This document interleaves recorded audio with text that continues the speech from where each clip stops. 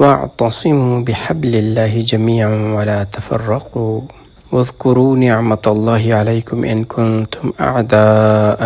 فألف بين قلوبكم فأصبحتم بنعمته إخوانا وكنتم على شفا حفرة من النار فأنقذكم منها كذلك يبين الله لكم آياته لعلكم تهتدون۔ واعتصموا، اور چمٹ جاؤ، مضبوطی سے پکڑ لو، بحبل، رسی کو، اللہ کی، بحبل اللہ، اللہ کی رسی کو، جمیعاً، سب مل کر اللہ کی رسی کو مضبوطی سے تھام لو، ولا، اور نہیں، تفرقو، آپس میں فرق کرو، فرقے ڈالو، پھوٹ ڈالو، واذکروا، اور یاد کرو، نعمت اللہ کی نعمت، علیکم، تم پر، اذ کنتم، جب تم تھے، اعداء،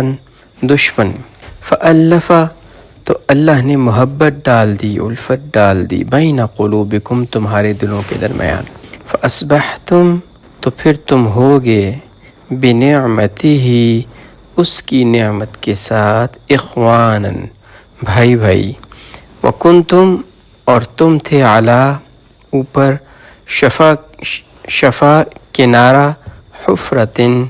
گڑھے کے، من النار، آگ کے گڑھے کے، فانقذکم، تو تمہیں بچا لیا، منہا، اس سے، کذالک، اسی طرح، یبین، واضح کرتا ہے اللہ لکم، تمہارے لیے، آیاتہ، اپنی آیات، لعلکم، تاکہ تم، شاید کہ تم، تہتدون، ہدایت حاصل کر سکو۔ اللہ کی رضی کو مضبوطی سے تھام لو، سب مل کر، اور تفرقے میں نہ پڑو، اور یاد کرو اللہ کا جو انعام تم پر ہوا جب کہ تم ایک دوسرے کے دشمن تھے، تو اللہ نے تمہارے دلوں میں محبت پیدا کر دی، اور تم اللہ کے فضل سے بھائی بن گئے، اور تم آگ کے گڑھے کے کنارے تک پہنچ گئے تھے، یعنی اس میں گرنے والے تھے، تو اللہ نے تمہیں اس سے بچا لیا۔ اسی طرح اللہ تمہارے لیے اپنی آیات واضح کر رہا ہے تاکہ تم صحیح راہ پر، سیدھے راست پر قائم رہو۔ بہت امپورٹنٹ آیت ہے، اور اس ایک آیت کے اندر 3 مضامین جمع ہیں۔ اس سے 2 آیات پڑھنی، آیت نمبر 1، وَاعْتَصِمُوا بِحَبْلِ اللَّهِ جَمِيعًا وَلَا تَفَرَّقُوا، اللہ کی رسی کو مضبوطی سے تھامے رہو، اور تفرقے میں مت پڑو، تفریق مت کرو، فرق مت کرو، فرقہ مت ہو۔ واعتصموا، اعتصام کا جو لفظی مطلب ہے وہ یہ ہے کہ جب آپ کسی چیز کو اتنی مضبوطی سے پکڑ لیں، جیسے آپ اپنی زندگی بچا رہے ہوں۔ اس کی جو پرانے زمانے میں اگزامپل تھی کہ ایک گھڑ سوار ہے جو تیزی سے گھوڑا دوڑا رہا ہے، اور ایک بندہ ہے جو پہلی مرتبہ یا اس کے پیچھے بیٹھا ہوا ہے، جس کو کچھ بھی علم نہیں ہے کہ اب گھڑ سوار کیا کرے گا، لیکن جو خود گھوڑا دوڑا رہا ہے اس کو پتہ ہے میں نے اب رائٹ مڑنا ہے، لیفٹ مڑنا ہے، میں نے روکنا ہے،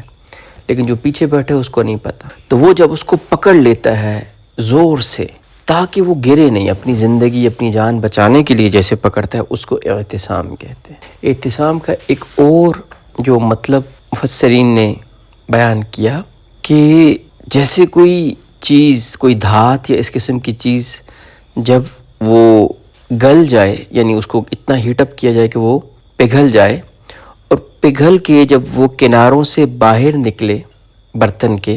اور جب وہ نیچے ٹپکے تو وہ جم جاتی ہے اس کے اوپر، تو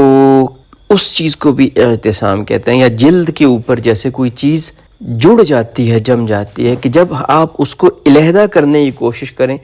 تو وہ تکلیف دے، وہ ساتھ جلد کو بھی کھینچے۔ اس چیز کو، اس کانسیپٹ کو اعتصام کہا جاتا ہے۔ وَاعْتَصِمُوا بِحَبْلِ اللَّهِ، اللہ کی رسی سے ایسے چمٹ جاؤ جیسے جان بچانے کے لیے چمٹے ہو، ایسے جڑ جاؤ اللہ کی رسی سے، ایسے اس کے ساتھ تعلق بنا رہو کہ اگر آپ کو اس سے علیحدہ کیا جائے تو آپ کو تکلیف ہو، اگر وہ آپ سے دور ہو تو آپ کو تکلیف ہو۔ تو اللہ کی رسیاں، جیسے کہ عرض کیا کہ جو چیز آپ کو اللہ سے جوڑے وہ اللہ کی رسی ہے، لیکن مفسرین نے جو اگر اس کی ایک سنگل اگر بولیں تو وہ قرآن ہے، جس کا ایک سرا اللہ کے ہاتھ میں اور دوسرا ہمارے سامنے۔ اللہ کے نبی صلی اللہ علیہ وسلم نے ارشاد فرمایا کہ 2 چیزیں میں تم میں چھوڑے جا رہا ہوں، اگر ان کو مضبوطی سے تھام لوگے تو کبھی گمراہ نہیں ہوگے، ایک کتاب اللہ اور دوسری میری سنت۔ اور ایک دوسری روایت میں اللہ کے رسول صلی اللہ علیہ وسلم نے فرمایا کہ 2 چیزیں تم میں چھوڑے جا رہا ہوں، ایک اللہ کی کتاب اللہ، اور دوسرے میرے اہل بیت، ان کو مضبوطی سے تھامے رکھو گے تو کبھی گمراہ نہیں ہوگے۔ تو اللہ کی رسی کو تھامنا اللہ کو تھامنے کے مترادف ہے، جیسے کہ پچھلی آیت میں اللہ نے فرمایا وَمَن يَعْتَصِم بِاللَّهِ فَقَدْ هُدِيَ إِلَىٰ صِرَاطٍ مُسْتَقِيمٍ۔ تو اللہ کو کیسے تھامنا ہے، اللہ کو کیسے چمٹنا ہے، اللہ کو کیسے پکڑنا ہے، تو اللہ نے فرمایا وَاعْتَصِمُوا بِحَبْلِ اللَّهِ، اللہ کی رسی کو مضبوطی سے تھام لو، ان اعمال کو، اس قرآن کو، ان احکامات کو مضبوطی سے تھام لو جو تمہیں اللہ سے جوڑ دے۔ وَلَا تَفَرَّقُوا، اور تفرقے میں مت پڑو، اس لیے کہ جب انسان فرقوں میں بٹ جاتا ہے تو پھر اس کے اندر اتحاد نہیں رہتا، اللہ کی برکت، اللہ کی مدد اٹھ جاتی ہے۔ فرقہ کہتے ہیں وہ چیز جو آپ میں اور دوسرے میں فرق کرے۔ ہاں جی، آپ کیا ہے جی؟ میں اہل حدیث ہوں جی۔ آپ کیا ہے جی؟ میں جی دیوبندی ہوں۔ آپ کیا ہے جی؟ میں بریلوی ہوں۔ اچھا جی، آپ میں فرق کیا ہے؟ وہ جی بریلوی کہے گا جی ہم نبی صلی اللہ علیہ وسلم کی ذات کو جو ہے وہ حیات مانتے ہیں، اور بریلوی جو دیوبندی کوئی اپنی بات کہے گا۔ یعنی جو چیز ہماری پہچان بن جائے، جو ہمیں دوسرے سے علیحدہ کرے، جو ہمارے اور دوسرے کے درمیان ایسا عقیدہ، ایسے اختلافات، ایسے فقہی مسائل، ایسی چیزیں جس میں ہم کہیں نہیں بھائی میں تمہاری بات نہیں مانتا، میں تم سے اس چیز پہ اتفاق نہیں کرتا، میں تم سے یہ چیز فرق کر رہی ہے مجھ میں اور تم میں، یہ تفرقہ ہے۔ اللہ نے ہمیں مسلمان بنایا ہے، قرآن ہمیں مسلم کہتا ہے، ابراہیم علیہ السلام نے اور اللہ نے قرآن میں ہمیں مسلم کہا ہے، اور مسلم کا مطلب ہے فرما بردار۔ اللہ کے فرما بردار ہو جاؤ، اللہ کے رسول صلی اللہ علیہ وسلم کے فرما بردار ہو جاؤ۔ جو چیز تمہیں حق اور سچ لگتی ہے قرآن اور سنت میں، جو حق لگتی ہے اس پہ عمل کر لو۔ اللہ کہتے ہیں اللہ کی رسی کو مضبوطی سے تھامے رکھو، تفرقے میں مت پڑو، ایک دوسرے سے لڑائی جھگڑا نہ کرو۔ اختلاف رائے ہے اس میں کوئی مسئلہ نہیں ہے، صحابہ کے اندر بھی اختلاف رائے تھا، اختلاف سے اگر آپ میں فرق پڑتا ہے اس کا کوئی مسئلہ نہیں۔ ہاں، آپ آلریڈی فرق کیا ہوا ہے آپ نے اپنے میں اور دوسرے گروہ میں، اور اب آپ اختلاف کر رہے ہیں، اب ایک مسئلہ ہے، یہ مسئلہ ہے، تو تفرقے میں نہیں پڑنا۔ ہماری پہچان اسلام ہے، ہماری پہچان ایمان ہے، ہماری پہچان اللہ کی کتاب اور اللہ کے رسول صلی اللہ علیہ وسلم کی سنت ہے۔ ہم حنفی اور دیوبندی اور بریلوی اور اہل حدیث اور شیعہ یہ نہیں ہے، ہم مسلم ہیں۔ اللہ نے ہمیں مسلمان ہمارا نام رکھا، اور اللہ کیا فرماتا ہے وَاذْكُرُوا نِعْمَةَ اللَّهِ عَلَيْكُمْ إِذْ كُنْتُمْ أَعْدَاءً فَأَلَّفَ بَيْنَ قُلُوبِكُمْ فَأَصْبَحْتُمْ بِنِعْمَتِهِ إِخْوَانًا، کہ یاد کرو اللہ کی وہ نعمت کہ جب تم ایک دوسرے کے دشمن تھے تو اللہ نے تمہارے دلوں کے اندر ایک دوسرے کی محبت، الفت پیدا کر دی، اور تم اللہ کے فضل سے بھائی بھائی بن گئے۔ اخواناً اور اخوہ، یہ 2 لفظ استعمال ہوتے ہیں بھائیوں کے لیے۔ اخوہ کہتے ہیں جو آپ کے بلڈ ریلیشنز ہوتے ہیں، جو ہمارے حقیقی بھائی ہوتے ہیں، اور اخوان ان بھائیوں کو کہتے ہیں جو ایک کاز، ایک ہی مقصد کے لیے، ایک ہی رستے پہ چلنے والے، جو ایک دوسرے کے بھائی بھائی ہوتے ہیں، ان کو اخوان کہتے ہیں۔ کچھ مفسرین نے فرمایا کہ یہ آیت تعویل خاص کے اعتبار سے یہ اوس اور خزرج کے لیے ہے، جو انصار کے 2 قبیلے تھے نبی صلی اللہ علیہ وسلم کی آمد سے پہلے مدینہ منورہ میں، یثرب میں 2 قبیلے تھے، اوس اور خزرج، اور یہ دونوں ایک دوسرے سے بس لڑتے رہتے تھے، اور ان میں کچھ نہ کچھ پھوٹ ڈلوانے کی کوشش کرتے رہتے تھے۔ وہ جو 3 قبیلے چھوٹے یہودیوں کے تھے، بنو قریظہ، بنو قینقاع اور بنو نذیر، اور یہ مختلف وجوہات تھی کہ یہ کیوں آپس میں ان کو لڑاتے رہتے تھے، اور یہ ان میں سے 2 ایک کے حلیف تھے، ایک دوسرے کا حلیف تھا، آپس میں بھی لڑتے تھے یہ یہودی، کہ یہ اسلحے کا کاروبار بھی کرتے تھے اور ان کو یہ بھی تھا کہ اگر یہ دونوں بڑے قبیلے ایک ہو گئے تو ہمارے لیے مسئلہ بن جائے گا۔ تو یہ نبی صلی اللہ علیہ وسلم کی آمد سے پہلے لڑتے ہی رہتے تھے، سال ہا سال سے ان کی جنگیں چل رہی۔ اللہ کے نبی صلی اللہ علیہ وسلم تشریف لائے اور ان کے درمیان آپس میں